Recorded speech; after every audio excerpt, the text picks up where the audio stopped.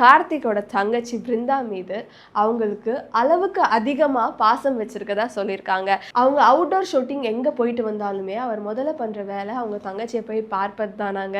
ஏன்னா அது மட்டும் இல்லாமல் அவரோட அப்பா சிவகுமாரோட சொற்பொழிவுக்கு பெரிய அடிமைன்னு கூட சொல்லலாம். ஸோ அவரோட சொற்பொழிவுக்கு முதல் ரசிகர்களாக யார் இருப்பாங்கன்னு பார்த்தீங்கன்னா நம்ம சூர்யா சோரன், நம்ம கார்த்திக் தான் இருப்பதாக அவங்க சொல்லியிருக்காங்க. ஏன்னா அது மட்டும் இல்லாமல் அவங்க அப்பா என்ன அட்வைஸ் பண்ணாலுமே கவனமாக அதை கேட்டு எந்த இடத்துல அதை மிஸ் பண்ணாமல் அதுக்கேற்றபடி அவங்க இருவருமே நடப்பாங்களாங்க. அதாவது யாராக இருந்தாலுமே அவங்க அப்பா என்ன சொன்னாலுமே நம்ம கண்டிப்பாக கேட்போம் இல்லையா.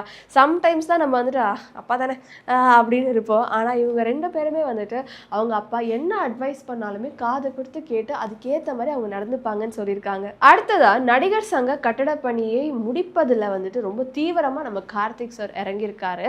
அதன் வகையாக அவர் அந்த இடத்துல ரொம்ப ஸ்ட்ரிக்டாகவும் ரொம்ப டிசிப்ளினாகவும் இருப்பார்.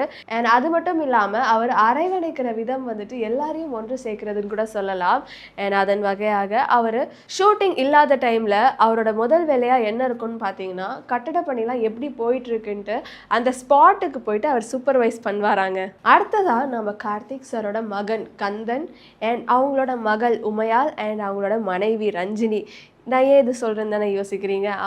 இவங்க கார்த்திக் சார் என்ன பண்ணுவாருன்னா வருஷத்துக்கு ஒரு தடவையாவது இவர் அவங்க ஃபேமிலி எல்லாரையுமே வந்துட்டு வெளிநாட்டுக்கு கூப்பிட்டு போயிடுவாங்களாங்க. அது ஏன் வருஷத்துக்கு ஒரு தடவை அப்படிலாம் யோசிக்காதீங்க. ஸோ வருஷத்துக்கு ஒரு தடவையாவது ஒரு ஃபேமிலி ட்ரிப் மாதிரி பிளான் பண்ணி கொஞ்சம் ரிலாக்ஸ்டாக இருக்கணும். அதாவது மெயினாக இந்த சினிமாவிலேருந்து லைக் எந்த ஒரு பரபரப்பும் இல்லாமல் கொஞ்சம் ஒரு ஃபேமிலி டூர் நல்லா ரிலாக்ஸ்டாகவும் ரொம்ப பீஸ்ஃபுல்லாக போகணும்னு ஒரு எண்ணத்தில் அவர் வந்துட்டு வருஷத்துக்கு ஒரு தடவை அவங்க ஃபேமிலி எல்லாரையுமே வந்துட்டு ஒரு இன்டர்நேஷ்னல் ட்ரிப்பாக வந்துட்டு கூப்பிட்டு போயிடுவாராங்க. கண்டிப்பாக இல்லை, ஏன்னா வந்துட்டு ஒரு செலிப்ரிட்டியாக இருக்க போது நம்மளுக்கு எப்போதும் ஏதாவது ஒரு பரபரப்பு இருந்துக்கிட்டே இருக்கும் இல்லையா. ஸோ அதுலேருந்து கொஞ்சம் அதாவது வருஷத்துக்கு ஒரு தடவையாவது அதுலேருந்து வெளில வந்துட்டு கொஞ்சம் ரிலாக்ஸ்டாக நம்ம ஃபேமிலியோட டைம் ஸ்பெண்ட் பண்ணணும்னு நினைப்போம் இல்லையா. ஸோ அந்த மாதிரி தான் நம்ம கார்த்திக் சாரும் அவங்களோட ஃபேமிலியோட வருஷத்துக்கு ஒரு தடவையாவது இன்டர்நேஷ்னல் ட்ரிப்பு போயிடுவாராங்க.